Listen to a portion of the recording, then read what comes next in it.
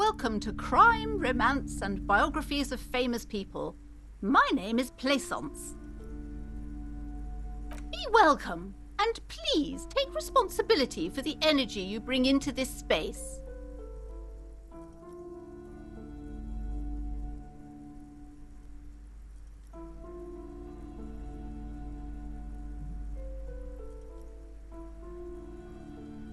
I am the proudest owner of our little shop of culture.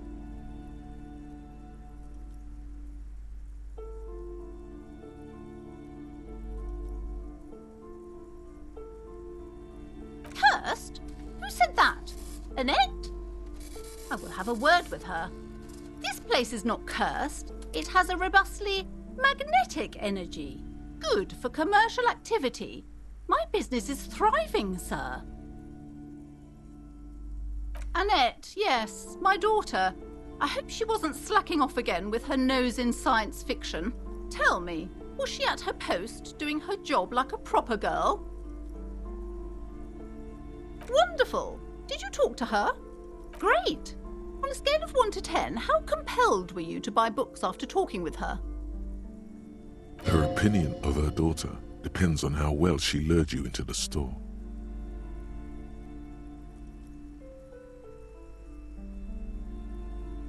Come now, it's not personal.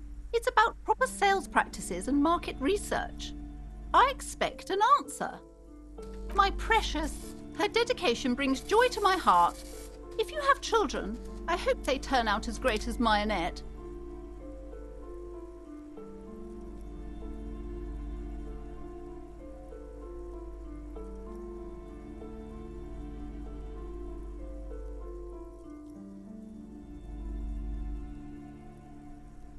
God! I've told her not to do that. It's such a disgusting habit. She'll get over it. Anxiety is a part of life. A part of hers too, clearly. The woman before you scans the store, her shoulders rigid and tense. Every now and then, she nudges her glasses.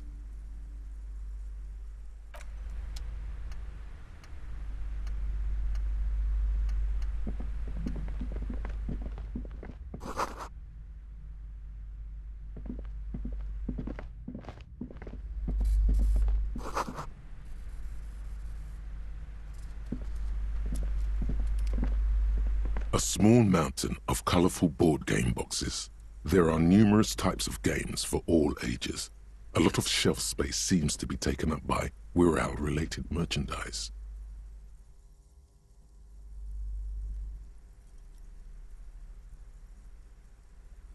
Wonderful board games, sir. The Viticulturist is a classic for sure, or perhaps you'd like Archipelagos of Insulinda, a very educational game for those interested in geography. Raubritter is a fun game of economic competition, but can get quite intense after a while. We have games for the whole family. You can play with your children. Who are you going to play board games with? Do you have friends or family? It certainly feels like whatever you are will die with you.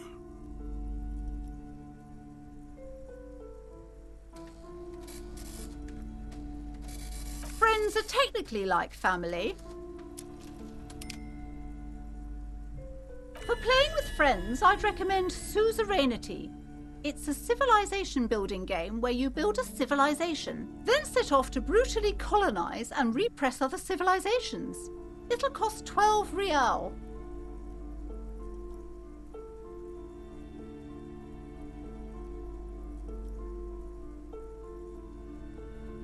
Lousy auras there. No, role-playing games are popular among those types. You know, who are into those kind of things. Personally, I don't like it. Not at all. I've heard they turn people into occult enthusiasts. That they have rituals where they try to summon entities. Highly immoral stuff. You can still buy them, though. An endless variety of source books, lore books, and codices litter the table. The topmost book is titled Welkin Compendium, 2nd edition. There's also a large hardbound tome with intricate cover art, The Hunters of Katawak, Boreal Creature Compendium, and a pick-your-path adventure gamebook titled Tales of Wirral, Cavern of Velkrag. There's a box that says Wirral, 3rd edition Mega Setting Supplements Module. The side panel notes, a fantastique adventure board game, new maps and miniatures. A sticker on it displays 25 real.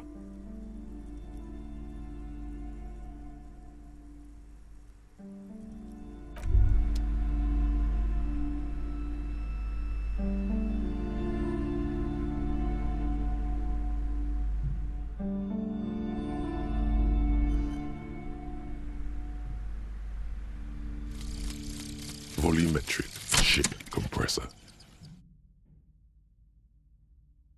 Bizarre scientific news from Revachol West today, where a police officer's shit has been observed at a pressure of around 495 gigadecimals.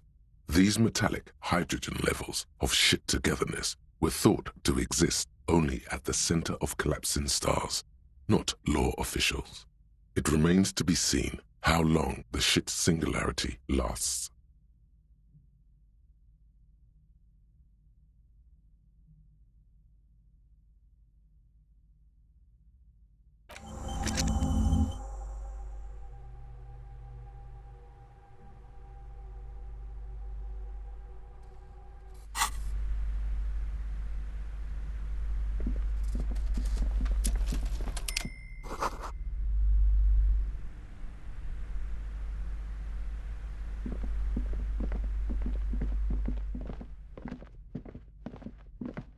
You see a set of tattered curtains blocking the way to another room. A strange cage-like trinket dangles from the curtains. Excuse me, officer. The back room is strictly for employees only. Nothing. Now please go back to browsing the books. Don't you feel compelled to look at the books? The books are all you care about. Oddly enough, the more she tries to draw you away from the curtains, the more alluring they become. You see some kind of charm, an irregular polyhedron assembled from bones, sticks, and straw. Inside, a disturbing fish head with empty eye sockets stares at you. Aside from poking at it suspiciously, there is nothing else to do with the fish head charm at this time. The curtains remain shut before you.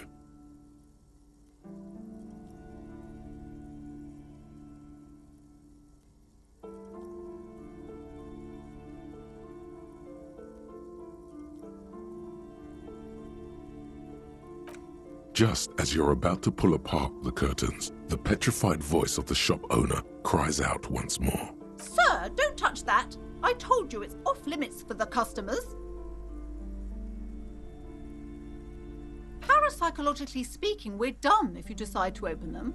I won't be held responsible for the consequences. It's too dangerous. She looks away, mumbling. Why is everyone always messing with the curtains? Why can't they just buy books like normal people?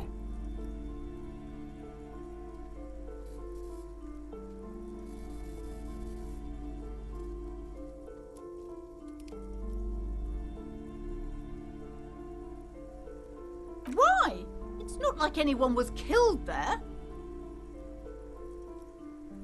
I'm sorry, I don't mean to be so impolite. Just please don't go there. I can't allow that. You'll only make things worse and unleash the powers. The curtains do seem frail suddenly, not robust enough to contain a slippery darkness. No, it's just a storeroom for the employees, I told you. Now please step away from the curtains.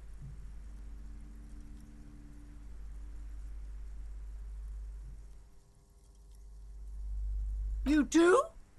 My God, even more reasons not to mess with the curtains.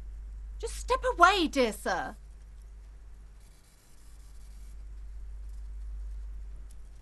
Thank you. Let's just talk about this first, all right? There's no reason for you to venture into the unknown. What are you, a coward? Think about the marvelous adventures waiting for us on the other side. There is something mysterious about the curtains. Be careful. The curtains, tattered with age and covered in dust, hang before you, as if taunting you.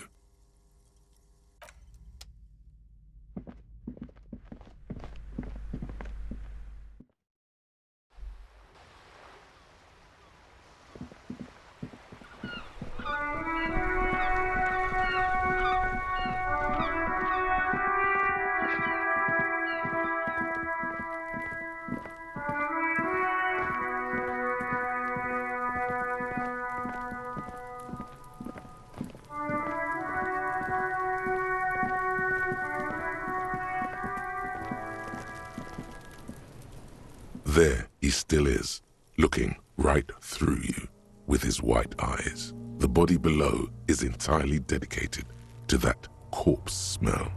Emitting it is all it does now. As you breathe in, the odor comes over you. It's a smell of the mind telling you to run, and your stomach to wring itself empty. With your hands at your sides and your eyes squinting, you stand in it. The man before you is naked, but for a pair of underpants and enameled boots. His skin is greenish, marbled with decaying veins, and blotched by lividity. A fading web of tattoos covers his chest and shoulders. The cargo belt used to fasten him to the branch above appears industrial in strength. The material appears to be ceramic. Its clean white stands in stark contrast to the decaying flesh above the knee. The man wore thick polymer socks, probably for padding. A fine array of interlocking plates covers them. Delicate and fragile, they feel alien to the world around you, out of place somehow.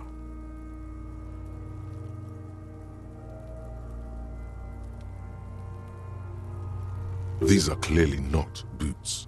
They're armor, possibly part of a larger set.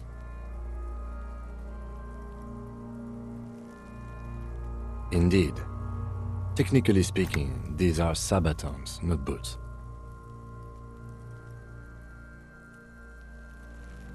Ceramic plate.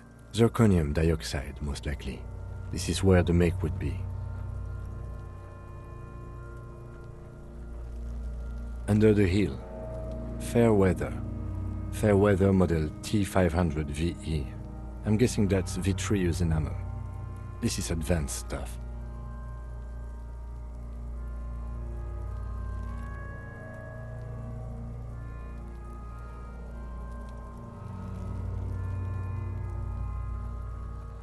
Piece by piece.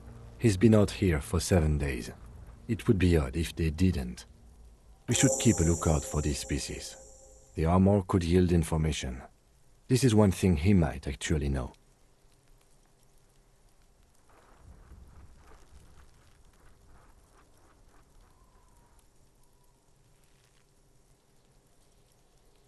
The sabatons dangle off the man's decaying form, ageless and synthetic.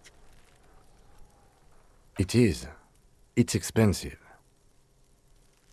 We've requested similar material for our tactical units for years now. The constabularies deemed it too costly. In that time, we've lost 6 men to semi-automatics. For a full set, about 4 years of wages.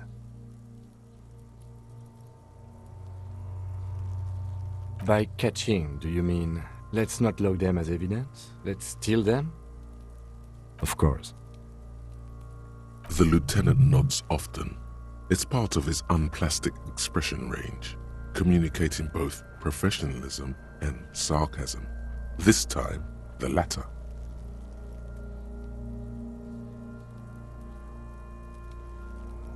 That's for us to find out. My initial report on the area suggests he was a security guard for the harbor company, but that's just hearsay. Just something I scraped together from my station. An area report on Martinez. I'm sure you did the same. He's not actually sure of that. He's just being tactful. I agree.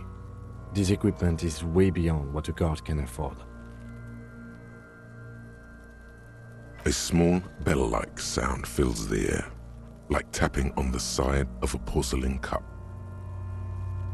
It's anything but. This material is a kinetic redistributor. It spreads kinetic energy horizontally, from plate to plate, dissipating it entirely. See? Faint, organic lines cover the plates where they separate into smaller ones. These plates then divide into smaller plates until there are hundreds of them altogether. Like the scales of some ancient white monster, cracked and pearly.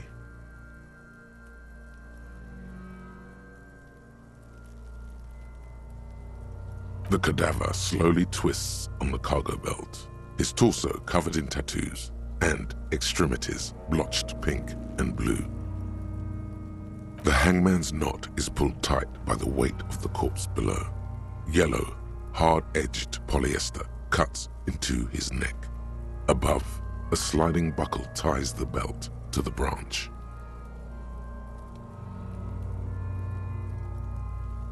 Industrial strength, the kind used for tying cargo to lorries.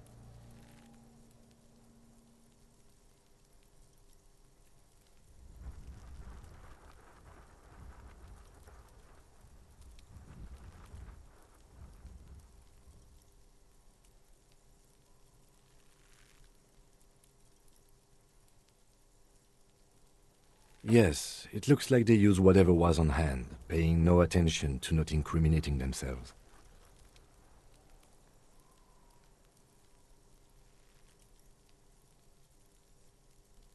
I'm still approaching this as a lynching, yes, motivated by the ongoing strike. You? No, you feel like it was something else. But what?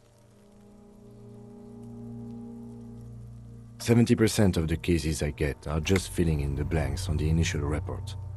This belt worries me.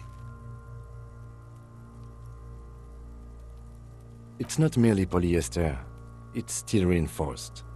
See these lines? This is where the wires run. I see rabbits for more than 20 strands. This makes getting him down much more problematic than I had assumed. A noose is one of those things that's easier to use one way around. That ladder can't carry a grown man. I didn't see any splintering either, did you? I think they lassoed the branch, then pulled on the belt to close the buckle. The cadaver hangs from the cargo belt, limbs limp and torso covered in tattoos. An intricate web of blue lines stretches across the torso, from the right shoulder to the solar plexus. Each time they intersect, a small white star is formed in their crossing. Hundreds of fading asterisks riddle his skin. Their concentration is highest around his heart. His corpse is marked by stars. Alcohol and heartbreak. A map of the stars. I do see some similarity to astronomical charts. Great Century Messinian, maybe. But this seems more particular. Customized somehow. As if someone left out most of the night sky, filtering it through personal choice. The principle of this filter remains unknown to you. The thought dissipates, and you feel as though you were only half right. So am I.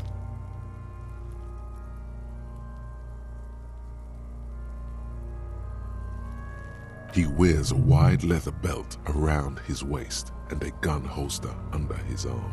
He takes a thin piece of milled aluminium from his coat pocket and pulls it open.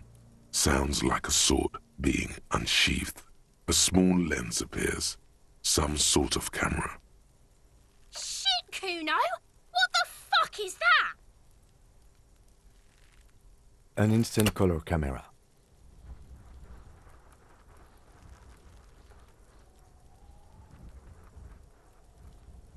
have only 2 ampoules, so nobody move. I don't want to waste one. A sound, a shrill flash, followed by the breaking of a small ampoule of glass. You see streams of color pour onto the thick, glossy piece of paper, rolling out. In case we need it. Yes, it is pretty cool, isn't it? There is only one ampoule left. Use it wisely. It contains insight to the victim's person. By his build, I'd say this was a man of physical violence. The story he wanted his body to tell was important to him. It is his letter, to us. Someone should decipher it. We'll need to show it around.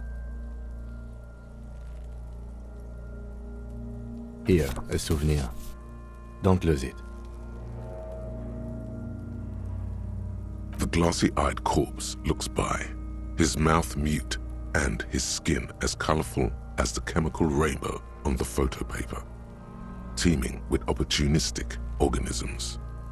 His eyes are milky white and blind to the world, protruding comically from their sockets. There is no one home, just subaquatic terrors there. Dark brown hair grows on his head. His face is ready to explode from the organic processes inside. The death's head grin has passed. What remains is an unrecognizable mess. I'm gone. Into the wild pale yonder. In the past, way out in the west. I'm a joke. Look at me. A killer, a motherfucker, and a killer. Go ahead, Cobbo.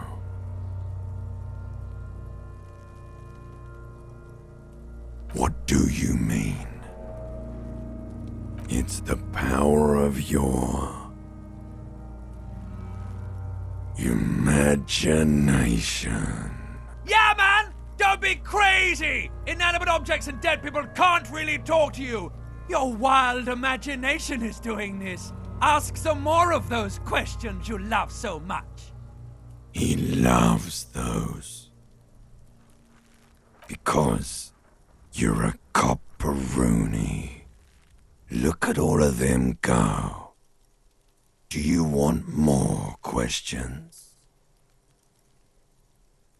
Coming right up, copperoony Rooney. This is getting upbeat now. Love did me in, Brother Copo. It was love all along. Sure, Lobo. I can ask you a question. Why are you doing this? Looking at my face, motionless. Looking into my eyes, standing here. Why are you investigating my murder?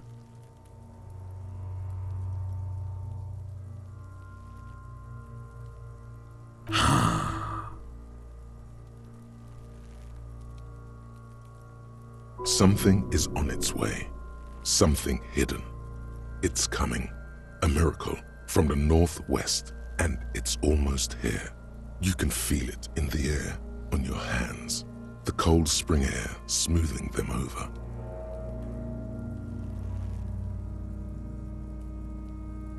Fuck no. You're no Rooney.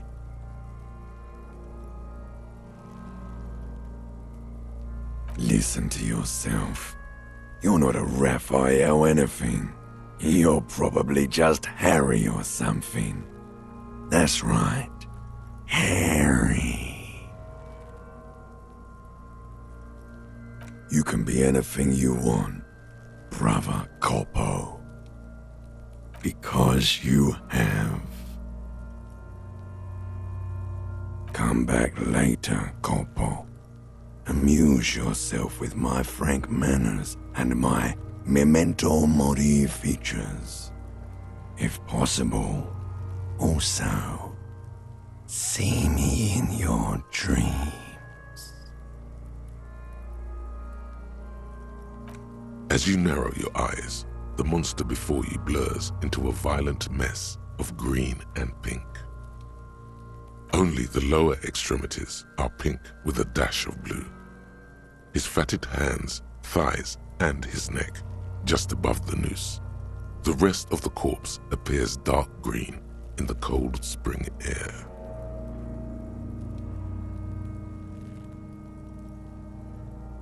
The cadaver slowly twists on the cargo belt, his torso covered in tattoos and extremities blotched pink and blue.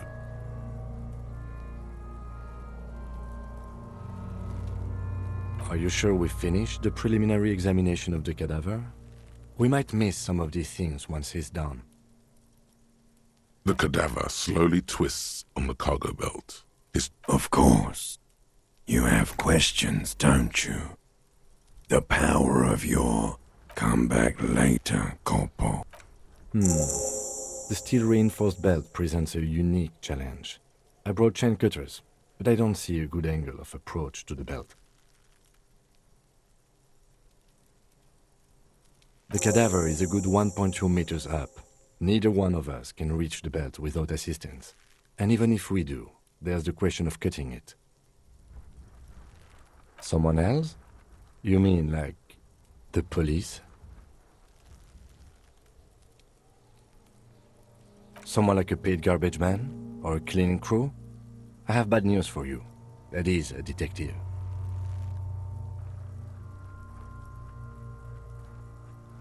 I know it's hard, but I assure you, the others won't come to help us. And we have a growing sanitary concern here. We need to get him down, fast. Climb up there and saw the branch? There has to be a less risky way, with less falling down of trees. I was really hoping we wouldn't. The Union appeared to be suspect in this case. It seems like a dangerous route to go down. But what other options? The corpse twists on the belt, like chicken on a skewer. Okay, they do have the tools and the men. And since it looks like they put him there... okay, let's do it in the lousy, dangerous way.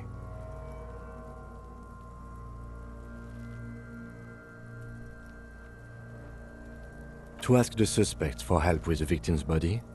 To be indebted to Everard Clare? Very much, yes. Which is why I would have preferred us to handle this ourselves. Clearly we can't. Suck my dick, bitches!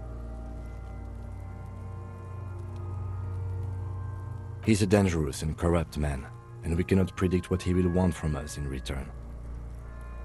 Yeah? Don't go being someone else's bitches. You're Kuno's bitches. From the gates, by negotiating or fighting. I'm unenthusiastic about fighting. Or we can try to find some secret third path. It's unlikely though.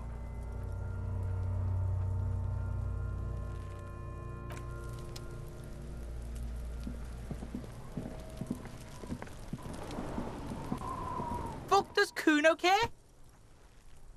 Shitload pig. What's your question? Don't tell the pig shit, Kuno! This is where you quickly ask him questions. Real cop questions, like a cop.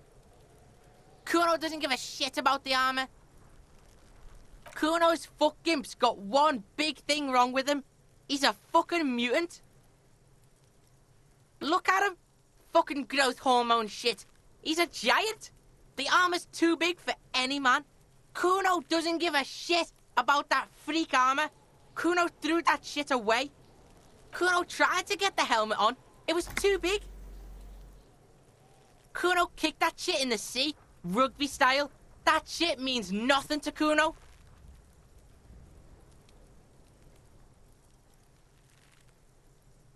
Yeah, that shit means nothing to Kuno. Kuno doesn't give a shit about material shit. Kuno's a fucking monk. You wanna fuck on someone about that armor? Go fuck the mustached union fuck.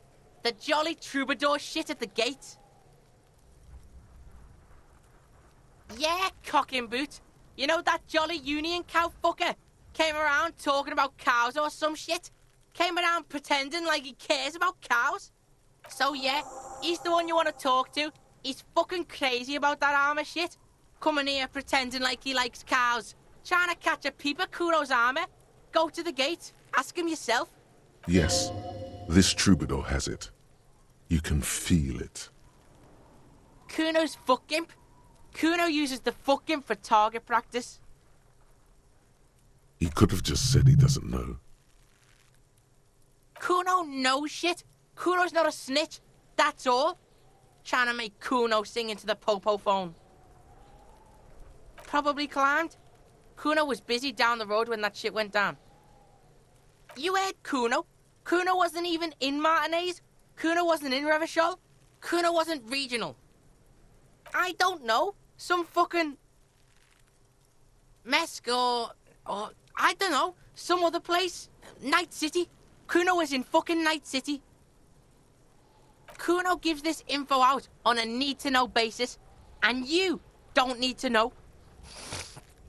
Kuno didn't smoke the gimp, if that's what you meant. Just a couple of pigs sniffing around in the dirt. That seems pretty fucking suspicious to Kuno. Yeah, you tell the faggoty, Kuno. You're testing Kuno's patience here. Get lost,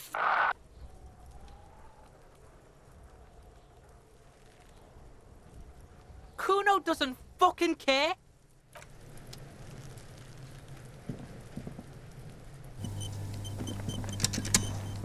I'll die before I squeal, pig.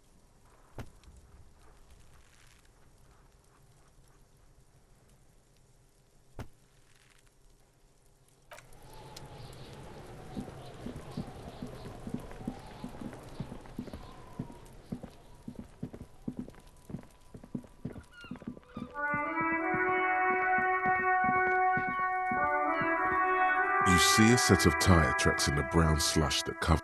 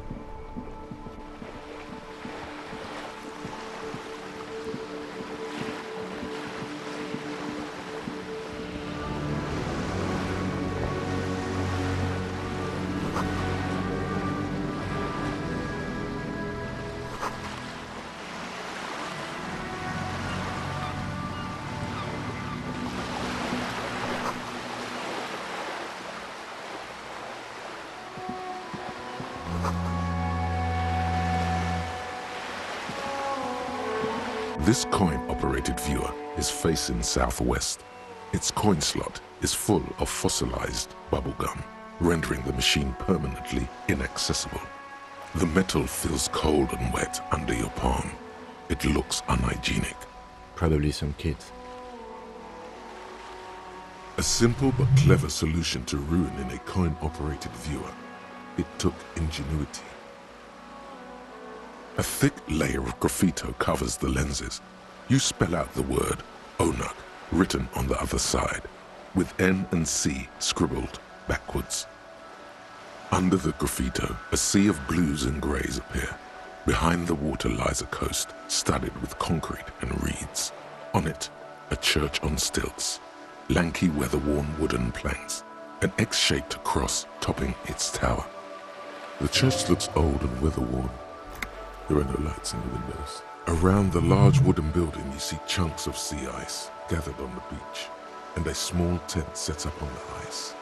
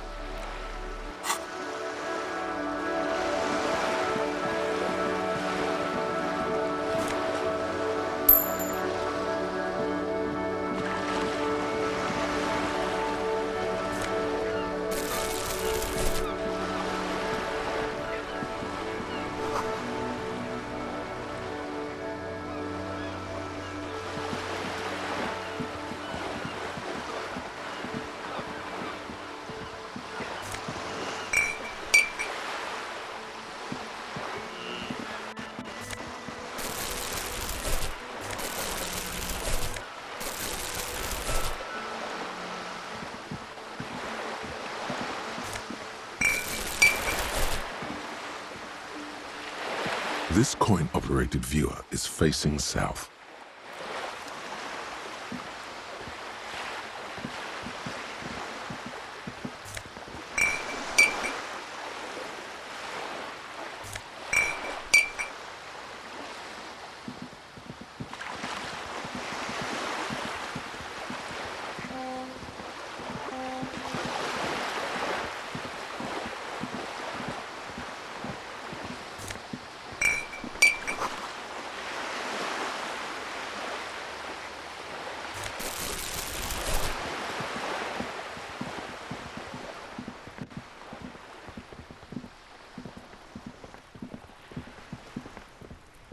This is a wall on the side of an apartment building.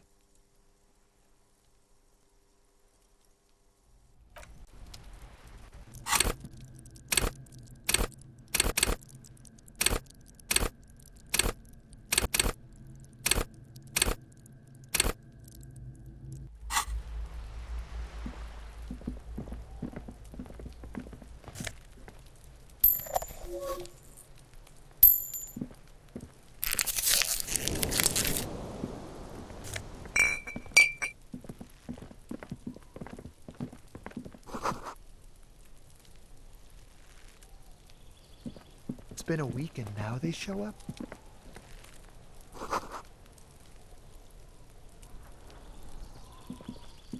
There must be another way into the building.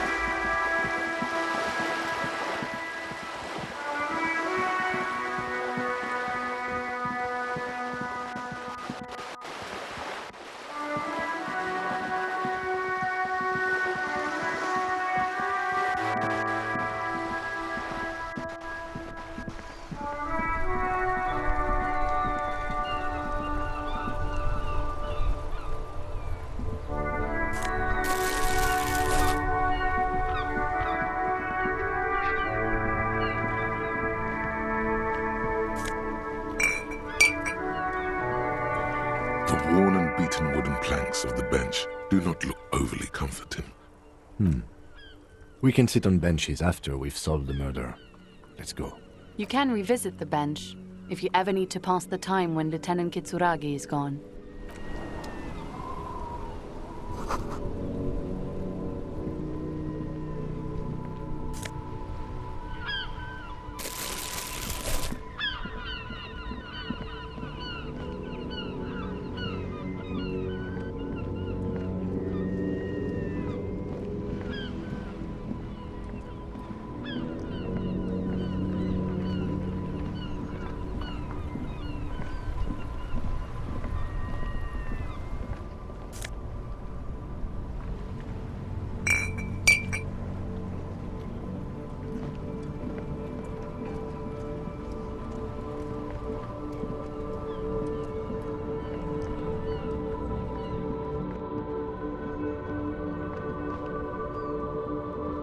You see a Samarran street vendor surrounded by a motley assemblage of goods. When he realizes you're looking at him, his face breaks into a wide, welcoming grin. The name Sileng is embroidered over his breast pocket. Happy shopping, officer! Everything's cool here. Everything's cool. The goods are cool, the customers are cool, the place is cool. And one more thing, officer. You're very cool. Bang, bang, bang, bang! You feel a twitch in your index fingers. There's a finger shootout brewing.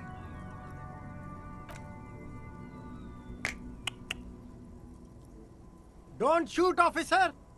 Have we got an arrest here or just a shakedown? Good one, officer! You're a funny guy! Now what can I do for you? Then fire away, officer! Only the coolest goods in Revachol. I've got sneakers, speakers, extremely comfy pants too. Try them on right here. No shame, only freedom. I'm an entrepreneur, officer. I've got sources, buyers, suppliers, distributors, manufacturers, wholesalers, all extremely cool and above board. Good joke, officer. Here we don't have permits, just economic freedom. Take a look around.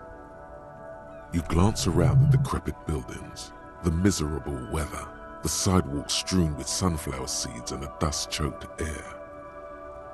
It's beautiful. Beautiful freedom. It is, yes. Anyone can set up their shop whenever they feel like it. That's right. No permits, no bureaucracy. That's why this city and its law officials are so cool. Hyper cool. No need for discounts at ceilings, officer. Everything's already on sale. Anything you want, 50% off. Anything for you. Me? It's a boring story, officer. Who cares about the past? I'm all business now. All Revachol. Very sharp, officer. I'm Serais from the Sigai province of the Serais Empire. The apricot suzerainty, you know?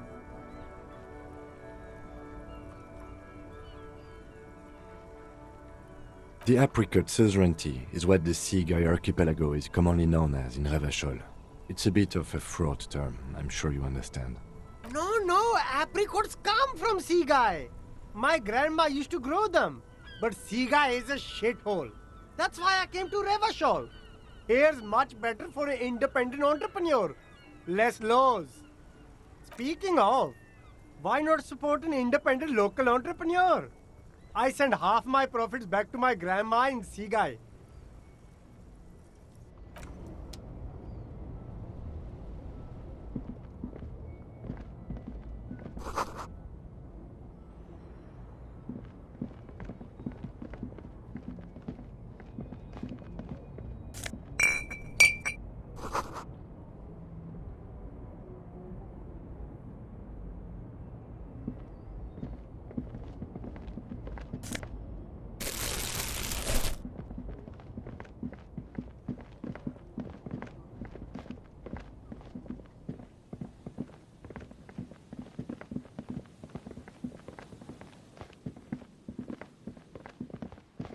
G'day to you, officers. A burly man hangs out by the waterlock, carving up a generous serving of salami with an old hunter's knife. His eyes are fixed on a man stranded on the other side of the waterlock and on an enormous billboard that has fallen down into the canal between them. My friend Barry the Butcher is stuck on the other side of the waterlock. I'm keeping him company and eating his salami. From the corner of your eye, you see a man in a yellow shirt and grey overalls waving at you from across the canal. He seems disappointed about the wreckage on the waterlock and the salami. Very good stuff. Anything I can do for you, officer? I wasn't here to witness it, but those look like tire tracks on that sign. Weird, huh? Then again, plenty of daredevil drivers in Revachol. The words daredevil driver sound ominous to you. Too bad it also takes a year and a day to repair anything round here, especially a waterlock. The rest of the coast is closed off till then. Well, there's the fishing village, an abandoned fish market, a bizarro church. Not much use to the congregation, though. There always seems to be something wrong with it. Yeah, not really much else. Just bombed out ruins. Sure thing. It is salty, it is savory, it is chewy. The hangover only makes the salami more tasty. Want some too, officer? Why not?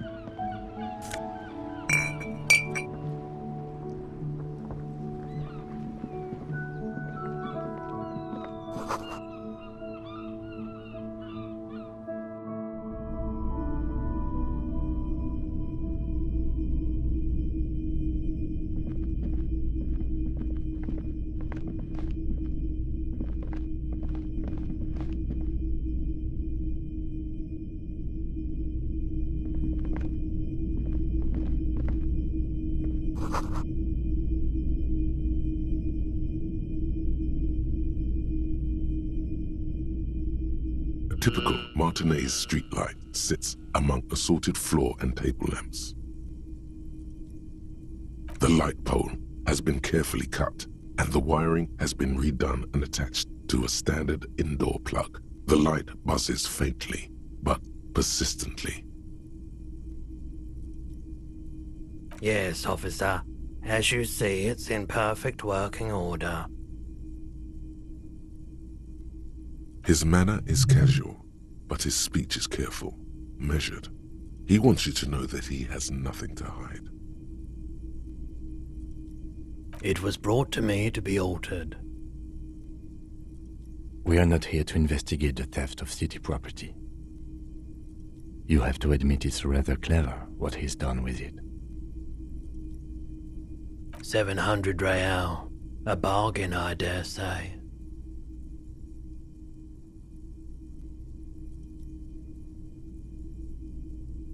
Hey, I don't know where it came from, but it's not every day you get to buy and sell something so extraordinary.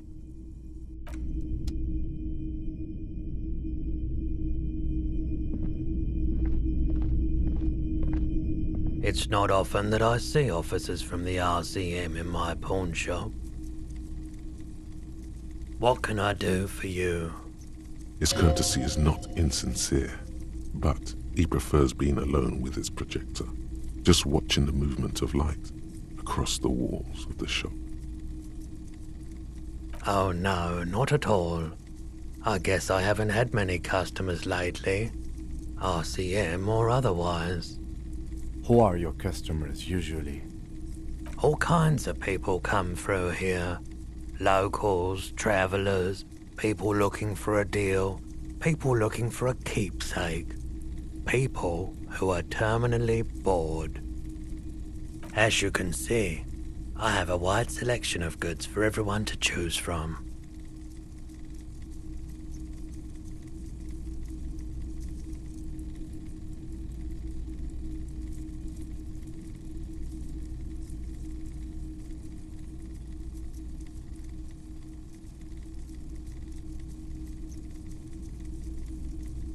It keeps me entertained.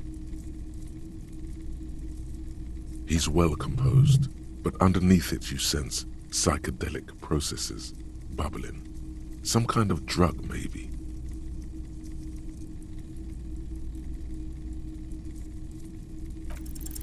Okay, he definitely is high. Whatever it is, you've probably done it, and many other things besides. But you can't cut through the jumble of sensations to get to the answer. A guarded man like him wouldn't tell you if you asked out loud. Let me have a look. Anything else you're thinking of selling?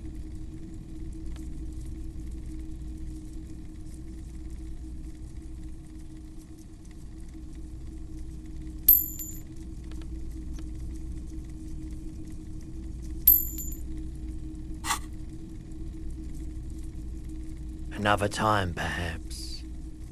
I doubt it, but I can try and answer any questions you may have.